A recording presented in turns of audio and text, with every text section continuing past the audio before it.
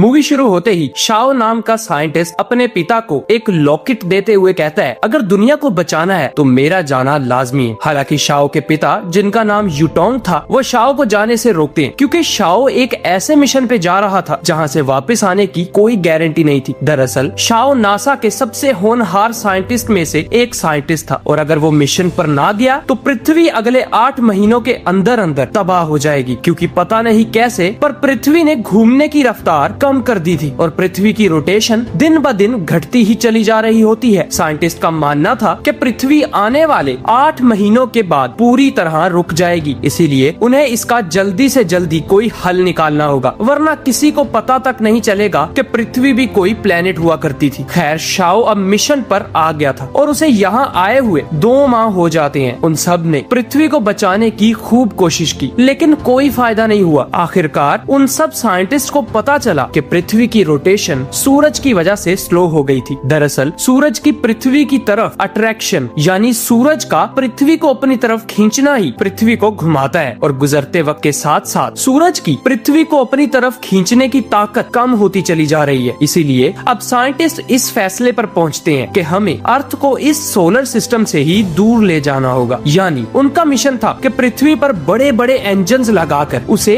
एक ही दिशा में धक्का दे और पृथ्वी को अपने सूरज से दूर जाकर किसी दूसरे सूरज के इर्द गिर्द पृथ्वी को छोड़ दिया जाए। ये आइडिया शाओ का ही था, इसीलिए शाओ अब उतनी देर तक स्पेस में रहेगा जितनी देर तक ये मिशन पूरा नहीं हो जाता। इस मिशन के अंदर काफी ज्यादा खतरा था, अगर छोटी सी भी गलती हुई तो समझो पृथ्वी के चीथड़े चीथड़े हो जाएंगे। अब जैसे ही सूरज पृथ्वी से दूर हो जाएगा तो पृथ्वी पर टेम्परेचर बहुत ज्यादा गिरने वाला था, जिससे बचने के लिए सभी गवर्नमेंट ने मिलकर एक ही गवर्नमेंट बनाई जिसका नाम रखा यूनाइटेड गवर्नमेंट। यूनाइटेड गवर्नमेंट ने सब लोगों की सुरक्षा के लिए अंडरग्राउंड बंकर बना रखे थे, जहां सब लोग बिल्कुल उसी तरह जिंदगी गुजार सकते हैं जैसे वो अर्थ की जमीन पर गुजार रहे थे। वहाँ सब लोगों के लिए सारी फैसिलिटीज मौजूद थी, यहाँ तक कि सब लोगों के बच्चे स्कूल कॉलेजेस तक भी जा सकते थे। पृथ्वी को सूरज से दूर ले जाने के लिए अर्थ पर बड़े बड़े इंजन्स बनाए गए, जिनका नाम रखा गया अर्थ इंजन्स, जो पृथ्वी को धकेल कर दूसरे सोलर सिस्टम में ले जा रहे होते हैं। उन सब का मिशन बिल्कुल ठीक जा रहा था और चलते चलते उनको 12 साल हो जाते हैं। उनको बस 3 साल तक का और इंतजार करना था, जिसके बाद उनकी पृथ्वी 7 वाले सोलर सिस्टम में पहुंच जाएगी। अब हम देखते हैं शाओ के बेटे को, जिसका नाम होता है ली। वो अपने बाबा की तरह ही जीनियस था, लेकिन वो अपने डैड से बहुत ज्यादा नफरत करता था क्योंकि उसके डैड उनसे 12 साल के अंदर एक बार भी मिलने नहीं आए और तो और वो जब भी फोन करते थे ली कभी भी उनका फोन नहीं पिक करता था। वो हर रोज की तरह ही अपने बंकर में उठा और बाहर निकलते ही अपने एरिया की पावर को काट दिया और स्कूल में से एक लड़की को भगाकर अपने साथ बाहर ले आया। वो लड़की ली के ग्रैंडपा यानी यूटोंग ने अडॉप्ट की थी और आज वो सबसे छुपकर ऊपर जमीन पर जाने वाले थे। जब से ये मिशन स्टार्ट हुआ था तब से लेके अब तक ली अपनी लाइफ में पहली बार जमीन को देखने के लिए बहुत एक्साइटेड था। अब उनको बस ऊपर जाने के लिए परमिट चाहिए होता है, लेकिन ली अपनी बहन इजी को लेकर वो सूट चुरा लाता है जिसके बिना आप जमीन पर नहीं जा सकते, यानी कि वो सूट ही एक किस्म का परमिट होता है। खैर, वो जिनसे सूट चुरा कर लाया था वो भी उनके पीछे ही थे, लेकिन ली और इजी ऊपर जाने वाले सोल्जर्स के अंदर आकर खड़े हो जाते हैं, जिससे उनके पीछे पड़े हुए वो लोग उन्हें कुछ नहीं कहते क्योंकि उन लोगों ने भी वो सूट सोल्जर से ही चुराया था। खैर, अब उन सब की चेकिंग की जाती है और सब कुछ ठीक होने पर उनको एक लिफ्ट में भेज दिया गया। वो लिफ्ट उनको ऊपर ले जा रही थी। जैसे जैसे वो ऊपर जाते गए वैसे वैसे उन्होंने देखा कि अब पृथ्वी तो बर्फ से ढकी पड़ी है क्योंकि सूरज से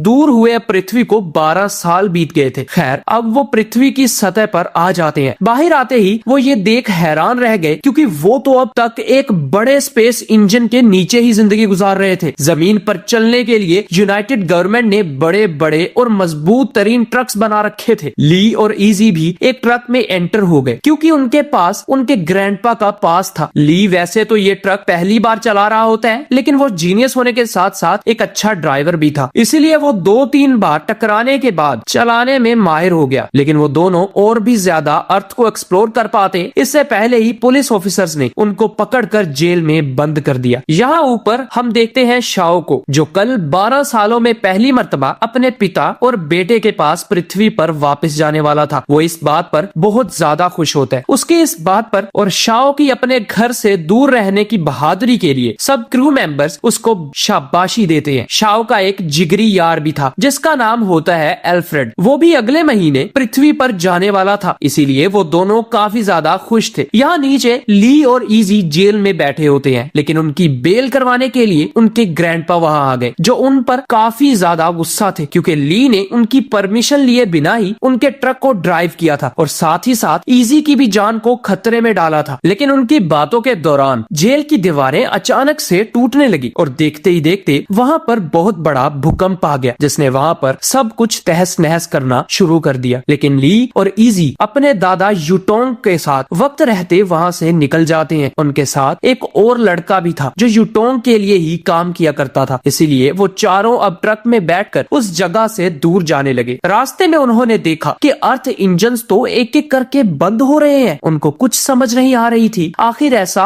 हो क्यों रहा है। वो कुछ और सोच पाते इससे पहले ही उनके सामने कमांडर आ गए जो उनको कहते हैं हमें आपके ट्रक की जरूरत है। दरअसल हम एक एनर्जी सोर्स को अर्थ इंजन के अंदर लगाने के लिए ले जा रहे हैं। इस भूकंप की वजह से पृथ्वी के 1400 अर्थ इंजन्स का पावर सोर्स टूट चुका है, इसीलिए दुनिया के कोने कोने में बिल्कुल इसी तरह के मिशंस हो रहे हैं। हमें इस मिशन को जल्दी से जल्दी करना होगा क्योंकि हम सब जुपिटर के बहुत ज्यादा करीब है। जुपिटर के पास से गुजरते हुए जुपिटर की अट्रैक्शन की वजह से भूकंप आने लगे हैं, ये फिर कभी भी आ सकते हैं, इसीलिए पावर सोर्स को जितना जल्दी हो सके उतना जल्दी लगाना जरूरी है। जब इंजन फिर से स्टार्ट हो जाएंगे तो हम जुपिटर के ऑर्बिट से निकलकर दूर चले जाएंगे और फिर कोई खतरा नहीं होगा। इसीलिए अब वो लोग खतरनाक रास्ते से होकर अर्थ इंजन की तरफ जाने लगे, मगर रास्ते में एक बार फिर से भूकंप आया जिससे उन सब के ट्रक्स बर्फ के अंदर धंस जाते हैं। लकीली किसी को ज्यादा चोट नहीं आती, लेकिन अब वो वहां पर फंस चुके थे। उनके पास जाने के लिए कोई सवारी तक नहीं थी। लेकिन तभी कमांडर ने ऊपर फ्लेयर गन से शूट कर दिया ताकि कोई ना कोई मदद ही मिल जाए। फ्लेयर गन की रेड रोशनी से उन्हें पता चला कि वो तो एक बहुत बड़ी बिल्डिंग के साथ खड़े हैं, इसीलिए उन्होंने ज्यादा वक्त जाया ना करते हुए बिल्डिंग पर चढ़ना शुरू कर दिया। उनके आधे लोग ऊपर आ चुके थे, उनके पास पावर सोर्स भी होता है, लेकिन नीचे ली के ग्रैंडपा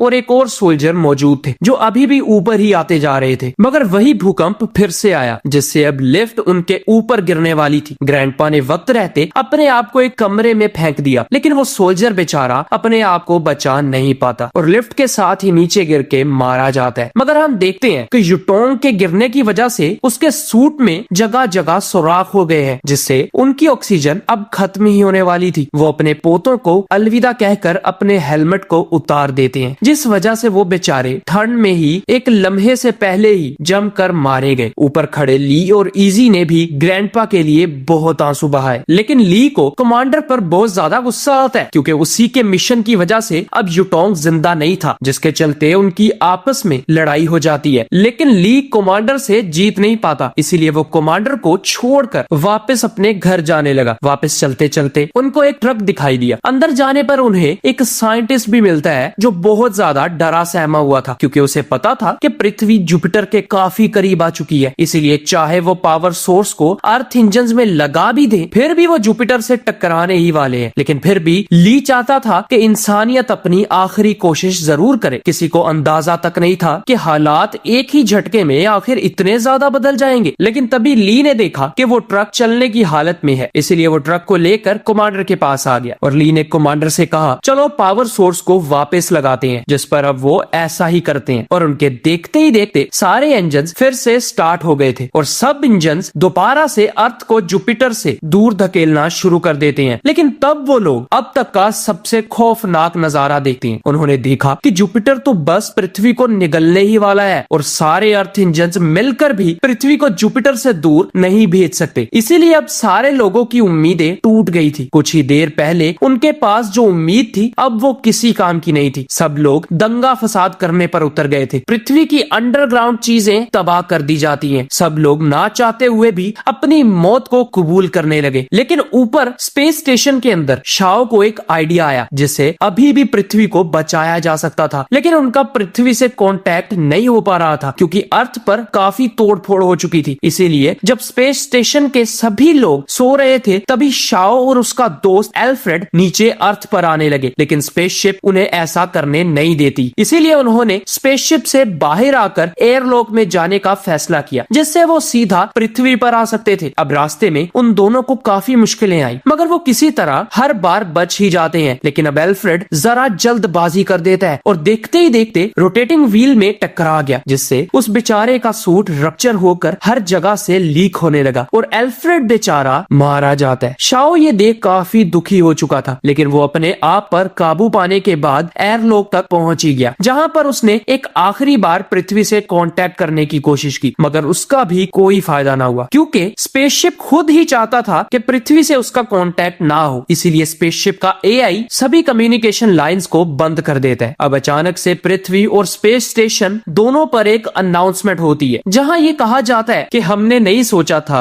कि पृथ्वी तबाह हो जाएगी। यूनाइटेड गवर्नमेंट ने अब तक का जो हो सके वो किया, लेकिन पृथ्वी की किस्मत में तबाह होना ही लिखा था। इसीलिए हमारा सारा फोकस स्पेस स्टेशन को बचाने में है। स्पेस स्टेशन का नया मिशन होगा जराटा नाम के एक नए प्लेनेट पर जाना। स्पेस स्टेशन का नाम मिराई है। मिराई के अंदर 2000 लोग हैं। इंसानी एम्ब्रियोज और अंडे भी मौजूद हैं। हर जानवर की हर एक स्पीशी का डीएनए है। हर तरह की डिजिटल रिसर्च भी वहाँ पर मौजूद है। जो दुनिया ने अब तक कमाया, जो दुनिया ने अब तक ज्ञान हासिल किया है, वो सारा मिराई के अंदर मौजूद है। यानी दुनिया का अब तक का सब कुछ इस स्पेस स्टेशन मिराई के अंदर मौजूद होता है। ये सुनकर शाओ और पृथ्वी पर सभी लोग दंग रह गए। शाओ भी अब अपनी हिम्मत हार चुका था और पृथ्वी अगले 3 घंटों के अंदर अंदर जुपिटर से जा टकराएगी। ये नजारा काफी खतरनाक और खौफनाक होता है। अब क्या सभी अपने मौत को स्वीकार करके उसके आने का इंतजार कर रहे होते हैं, मगर ली को एक आइडिया आता है। ये वही आइडिया था जो शाओ को भी आया था, लेकिन वो कम्युनिकेशन ना होने की वजह से पृथ्वी तक नहीं पहुंचा पाया। वो प्लान ये था कि जब पृथ्वी जुपिटर से टकराने ही वाली होगी तो हम जुपिटर और अर्थ के बीच बनने वाली गैसेस में बहुत बड़ा ब्लास्ट कर देंगे, जिससे अर्थ जुपिटर से धमाके की वजह से दूर चली जाएगी। ऐसा करने के लिए उन्हें एक अर्थ इंजन को सभी अर्थ इंजन्स की पावर देनी होगी और जुपिटर के ऑर्बिट से बाहर निकल जाएंगे। अब सभी ली की बात को मानकर काम में लग जाते हैं। ली अपने एक साथी के साथ उस जगह पर आया जहां से सभी अर्थ इंजन्स की पावर को इकट्ठा करना था, लेकिन ली ने देखा कि वो मशीन अब अटकी हुई है। इसीलिए उसने अपनी जान की परवाह किए बिना ही मशीन को चलाने की कोशिश की और यहाँ कमांडर की पूरी टीम, इजी और साथ ही वो साइंटिस्ट पावर सेल्स को एक जगह इकट्ठा करके एक ही अर्थ इंजन में डालने लगे, लेकिन वो बहुत ज्यादा भारी थे। उनके वजन के मुताबिक वो लोग बहुत ज्यादा कम पड़ रहे होते हैं। अगर पृथ्वी को बचाना है तो उन्हें ये 2 काम करने ही है। यहाँ ली ने वक्त रहते उस मशीन को तो चला दिया, लेकिन खुद उसका निकलना इम्पॉसिबल हो गया। मगर फिर उसका दोस्त उसे एक रस्सी के सहारे खींचकर बाहर निकाल ही लेता है। अब देरी थी तो बस पावर सेल के अर्थ इंजन के अंदर जाने की। यहाँ पर इजी सभी पृथ्वी के इंसानों को मैसेज भेजती है। वो कहती है हमारे पास अब भी एक आखिरी उम्मीद बाकी है। अगर मैं सब समझाने लगी तो कोई भी जिंदा नहीं बच पाएगा। इसीलिए आप सब नॉर्थ चाइना के अर्थ इंजन नंबर 19 पर हमारी मदद के लिए आ जाइए। इतना कहकर वो फिर से धकेलना शुरू हो गए, मगर अब और भी लोग उनकी मदद को आ गए थे, जिसके चलते उन्होंने उस पावर सेल को धकेल ही दिया और अब वो लेजर इनिशिएट हो जाती है जो सीधा जुपिटर की तरफ जा रही थी। मगर उन बेचारों की किस्मत और भी ज्यादा खराब हो गई जब वो लेजर जुपिटर के पास तक नहीं पहुंच पाती। अब तो उन सब की आखिरी उम्मीद भी खत्म हो गई। दोस्तों, इनकी किस्मत में मरना ही लिखा था, लेकिन स्पेस स्टेशन में बैठे शाओ को पता था कि वो इस दुनिया को बचा सकता है। इसीलिए उसने पूरे स्पेसशिप के फ्यूल को लिया और बाकी के स्पेसशिप से अलग होकर जुपिटर की तरफ जाने लगा, ताकि वो स्पेसशिप जिसके अंदर काफी ज्यादा फ्यूल है उसकी मदद से जुपिटर में धमाका करके अर्थ को दूर फेंक दे। जाते जाते उसने वो सभी स्पेसशिप के पार्ट्स अलग कर दिए जिनमें सभी इंसान और जानवरों के डीएनए थे और पूरी रफ्तार से जुपिटर की ओर बढ़ने लगा। जाते जाते उसका कांटेक्ट पृथ्वी से भी हो जाता है और वो अपने बेटे को कहने लगा, तुम में और मुझ में कोई फर्क नहीं है। तुम पृथ्वी पर रहकर लोगों को बचाते रहे और मैं स्पेस में रहकर, इसीलिए तुम मुझसे नफरत करो या प्यार, तुम भी मेरे जैसे ही बनोगे। ये सुनकर आज पहली बार ली की आंखों में अपने डैड के लिए आंसू आ जाते हैं और इसके तुरंत बाद ही शाओ का स्पेसशिप जुपिटर में ब्लास्ट हो जाता है, जिसके ब्लास्ट होते ही एक बहुत बड़ी शॉक वेव बनी जो सीधा अर्थ से जा टकराई और उसे जुपिटर से काफी दूर ले गई और पृथ्वी एक बार फिर से सरवाइव कर जाती है। इस हादसे की वजह से ली बेचारा बहुत जोर जोर से रोया। उस दिन से लेके अब तक 3 साल बीत जाते हैं और पृथ्वी अपने नए सूरज के पास पहुंच चुकी थी और सब लोग जमीन की सतह पर बर्फ के पिघल ढलने के बाद आराम से जिंदगी गुजार रहे होते हैं। ली भी अब अपने पिता की तरह बनना चाहता था। लाखों कुर्बानियों के बाद ये मूवी यहाँ खत्म हो जाती है। Thanks for your time.